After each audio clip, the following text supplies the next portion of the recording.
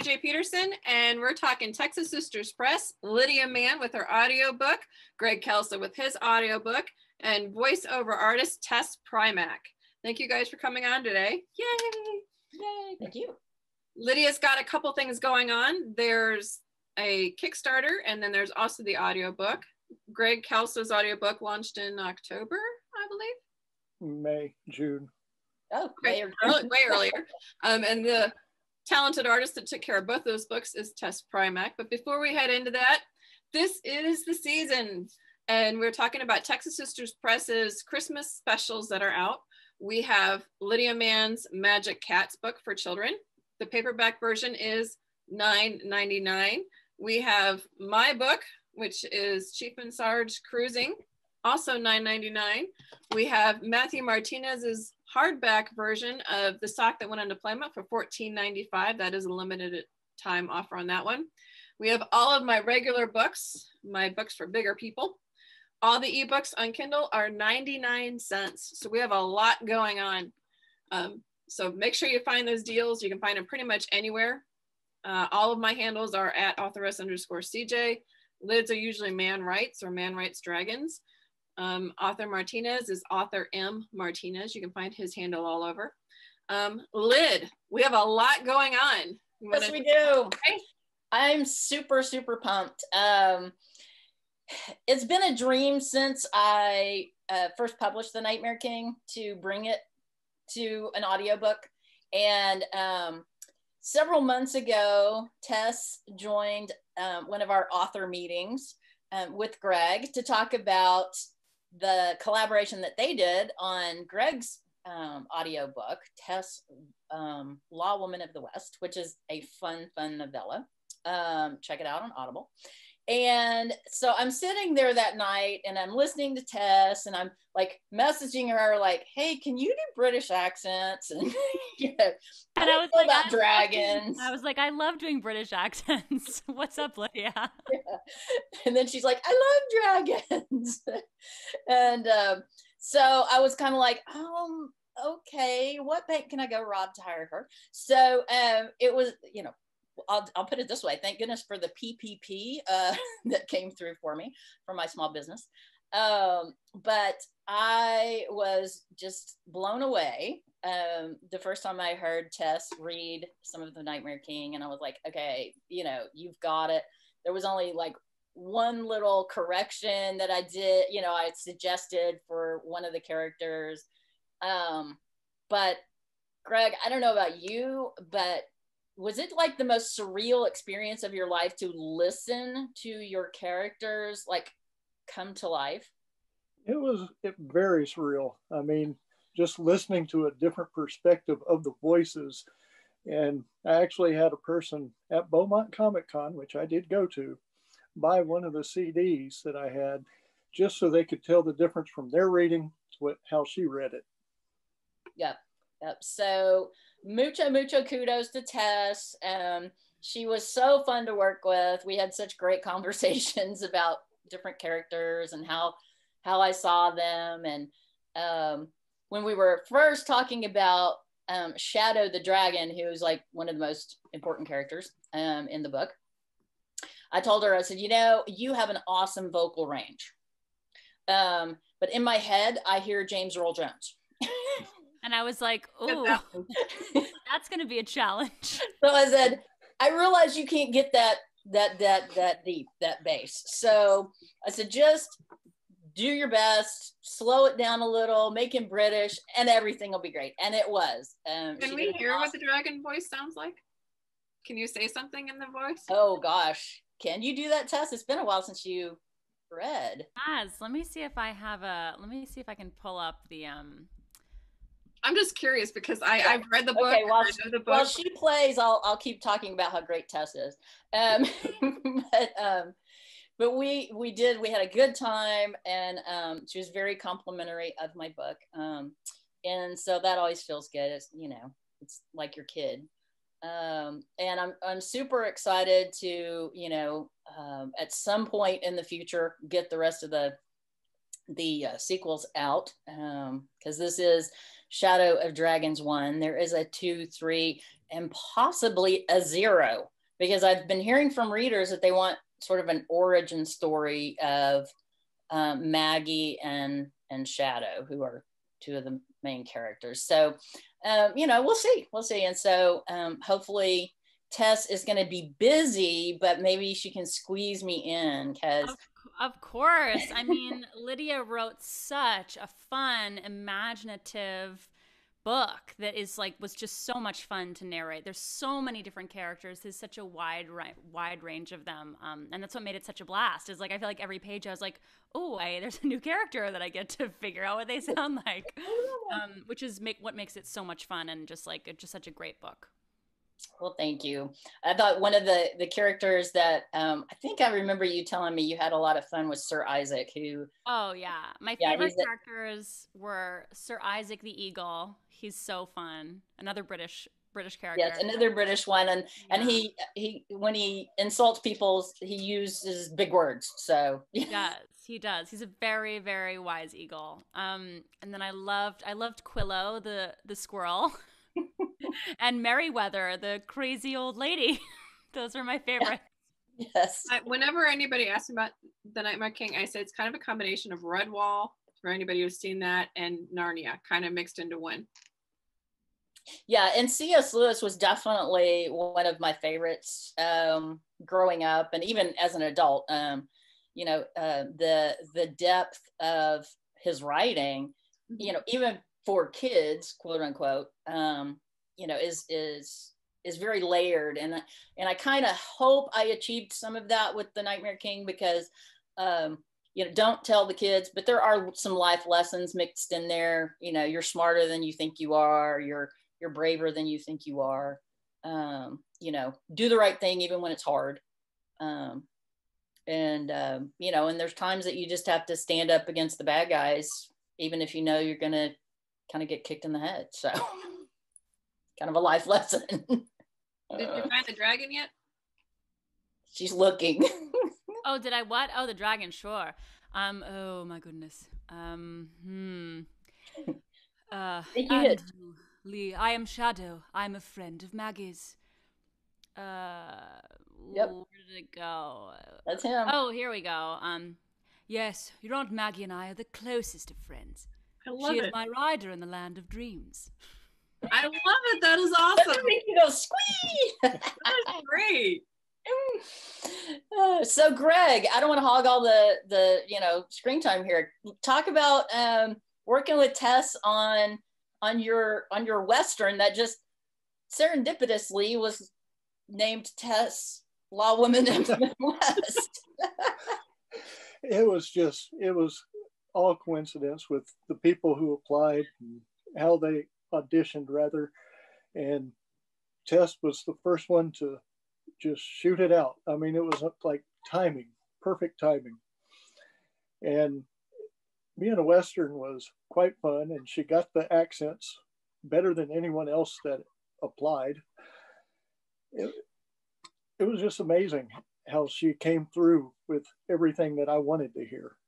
Yeah, she did a great job, because, I'm a native Texan. And so, here's this Yankee-born girl trying to do a Texas accent.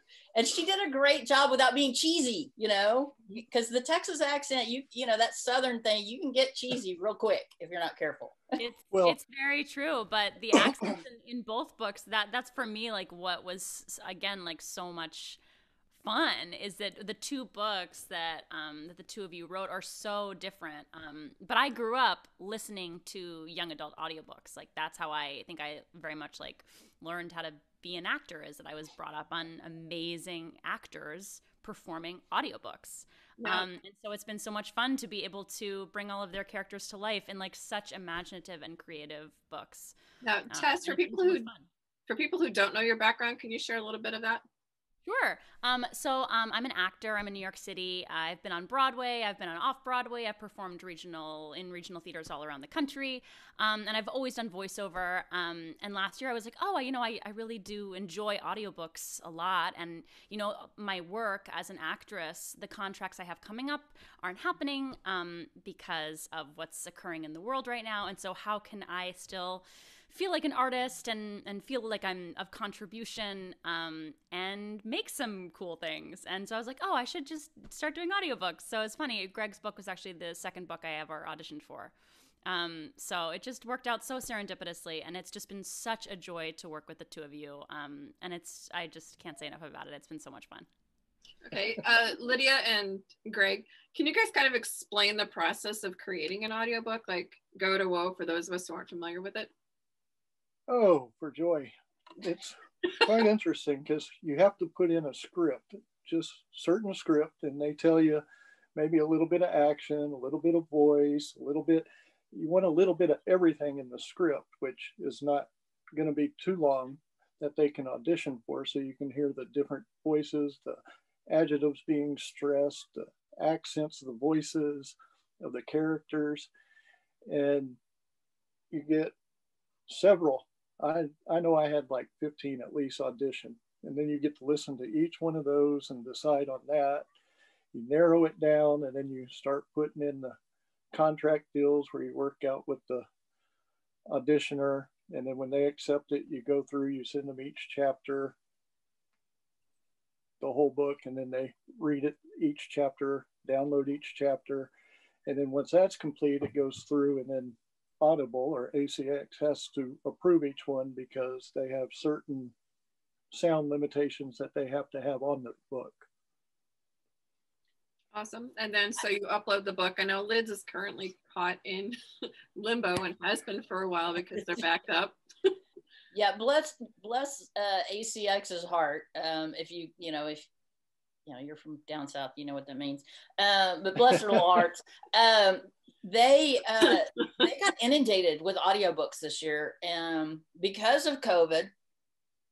People were, they were looking for things to do that they could, continue to be creative and continue to work. And so, professional voice people like Tess, started pushing more to get auditions, and then sort of, just authors who thought they could do it themselves, tried it themselves. And I think one of the things you do have to be super careful of when you're trying to do it yourself is that, number one, your technical specifications are up to snuff. And that means, background noise and things like that. As well as, do you have the dramatic chops to pull it off? And with all of the different characters and accents and things in The Nightmare King, I knew I couldn't pull that off. So that's why I was like, okay, well, whenever I do wade into the audio world, it'll be with a professional to do the voice. And so I was super lucky because Tess and I sort of met over that Zoom meeting.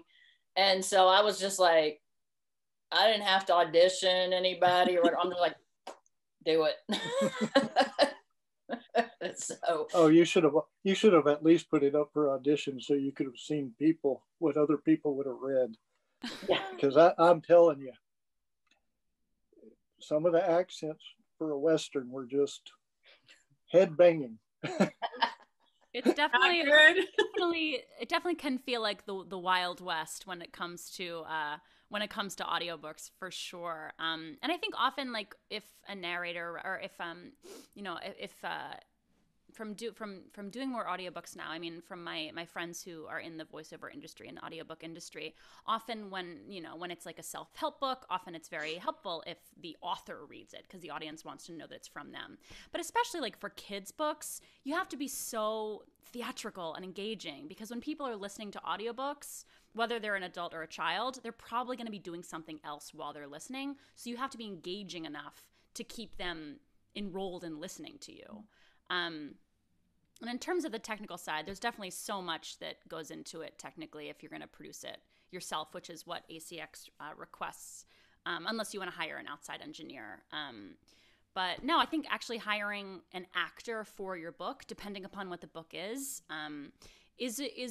definitely to your advantage, because you want to keep people excited about your book. And also, you know, like sitting in the studio for like 10 plus hours reading a book, it's incredibly physically, it requires a lot of, I really do believe it requires a good amount of training, just because you really have to make sure that you're staying healthy, hydrated, that you are using your breath well, and that you don't, like, you know, kill yourself and kill your voice while you're reading it. So I would definitely recommend hiring an actor. Just because you want someone who's trained and can, again, be as engaging as possible, because people will always be doing other things when they're listening, no matter how good the book is. And the pace is important too, because you can go too slow or you can go too fast. And so being an actor, I'm sure you're trained as to that pace. Yeah, for sure. And of course, like getting to know and speaking with the author beforehand, Lydia and I had a couple really enlightening conversations about, you know, what she was envisioning for the book and, you know, where the world is and in terms of the pacing and the characters. And that was incredibly helpful. So yeah, making sure that you are, you know, as an actor, making sure that you're speaking with the creative team, just so you can all be on the same page, so everybody's really happy with the final product. Now, audiobooks are not cheap. So Lydia has done something creative with hers. Lydia, could you tell people about that? Well, I'm going to be launching a Kickstarter, and I'm going to share my screen. So y'all, you know, give me just a second here. My Kickstarter has not gone live yet, but part of the reason, can you guys see my screen? Okay, good. Part of the reason I want to go ahead and try a Kickstarter is, number one, I could use a little financial help.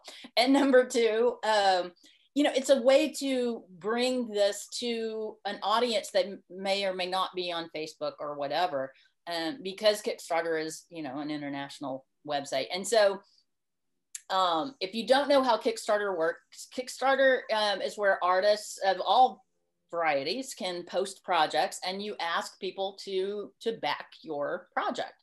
And so I'm asking for financial help to, you know, bring this audiobook to life. And so it's either that or she eats ramen noodles for the next year to pay for it. Yeah, there is that. No, the book will become so wildly popular, ramen noodles aren't going to even be something in your vocabulary. That's what I love the way you think. You know, and so what you can do is set up a series of rewards. And so I tried to be fun with mine. So at the baby dragon level, which is $5, your reward for that is you get a free ebook. And I can email that anywhere in the world, so we don't have to worry about shipping. And then if you pledge $10 or more, that's the dragon level. So you'd get a signed paperback copy of The Nightmare King. I am having to limit that to the United States.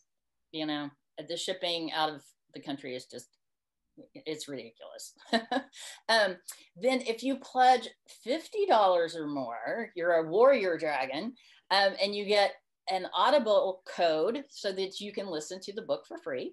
You get a signed paperback, and you get a plush dragon toy. And they're really cute. And if you go to the royal dragon level, that's $100 or more, you get the download code, and you get 2 signed paperbacks, so you can keep one and give one away, and you get 2 plush dragons. I'm thinking Christmas time would be really good about it. Yeah, that's kind of what I'm thinking. And then this is the big one. If you want to really jump in at the royal majestic dragon level, okay, that's $500. Now that's a lot of money. I get that, but you get to name a character in my next book. Ooh, yeah. Describe the character too, kind of a little bit, or they can, yeah. And I mean, we'll have conversations, because I've got 2 books that I'm working on right now. So one is the sequel to The Nightmare King. The other is about a kaiju. And if you don't know what a kaiju is, Godzilla is a kaiju. So you could name a character in one of those 2 books. Plus you get all the other goodies that, you know, you're getting. So that was something I tried to, you know, be fun and, you know, goofy about. I think the names are super cute. Well, thank Do you. you happen to have any of the dragons handy, or are they tucked away? I do not. They are stored in back there behind the magic screen. Well, trust me though, they are cute because she brings them on our book shows whenever we have those again. Oh my gosh, Lydia, I'm gonna have to get one of those from you. I mean, to have used like that's if I can have a plush toy of the character that I narrated, I'll call you. Okay, yes. Shoot me your mailing address because you were bouncing around, so I was like, well, I'll just wait till she lands somewhere. But on kind of another random note that has nothing to do with the Nightmare King, the book I showed a little bit ago, The Magic Cats, a Ramses and Tet adventure. I just found out last night that I am a finalist in the Best Book Awards for 2020. Yay! For Children's Illustrated Books. I'm so excited. Congratulations! Yay! Super exciting. So yeah, so there's my random plug for Magic Cats. So the Kickstarter will be launching shortly.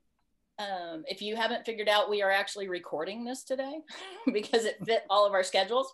So as soon as it goes live, like on Facebook and all the other social media, I will put links to the Kickstarter. I'll also put links to Tessa's website and Greg's websites and Audible and all that fun stuff so you can go find it.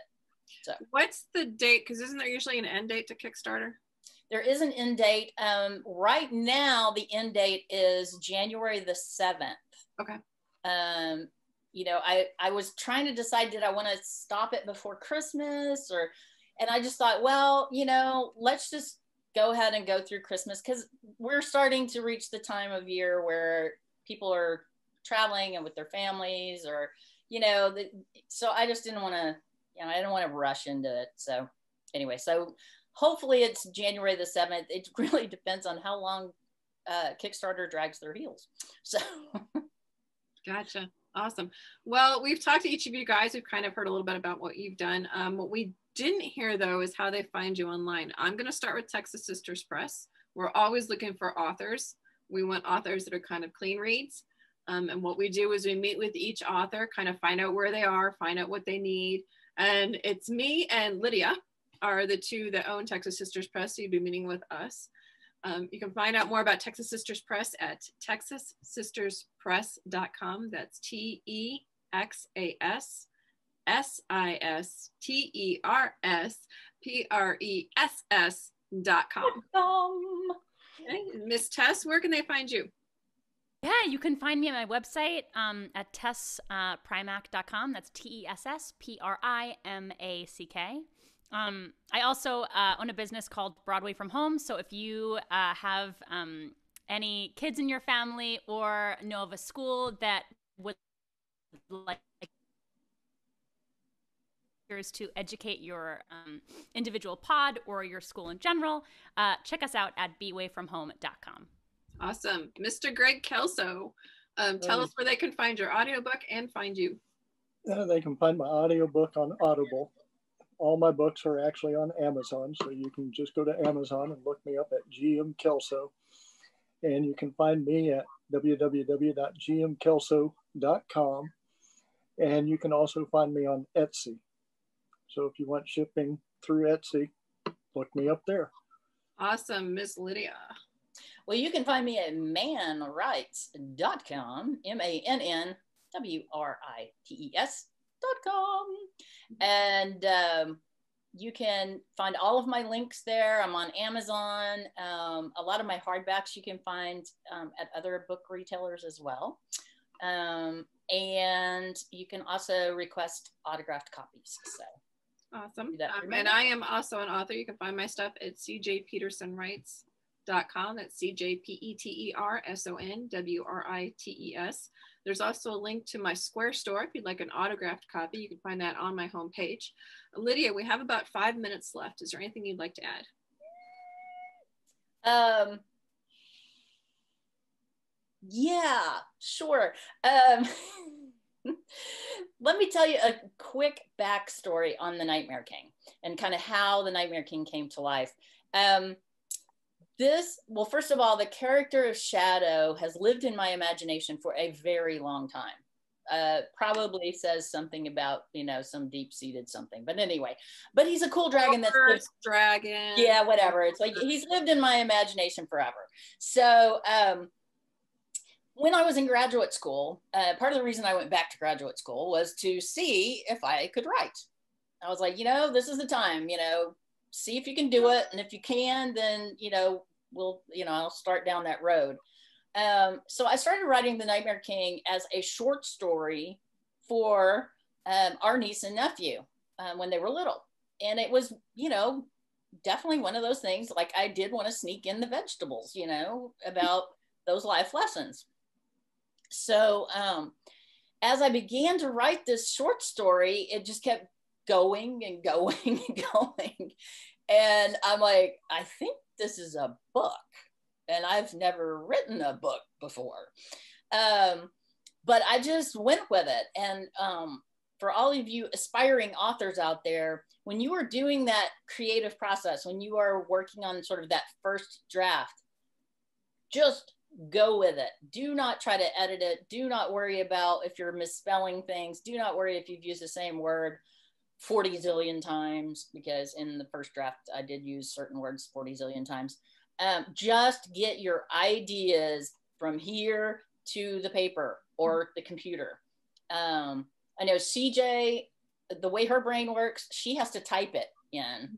I actually prefer to handwrite. And there were times that I was writing certain things and I literally wrote all day. I would write until my hand wouldn't write anymore and I'd have to take a break for a few minutes and then, you know, grab something to eat and come back.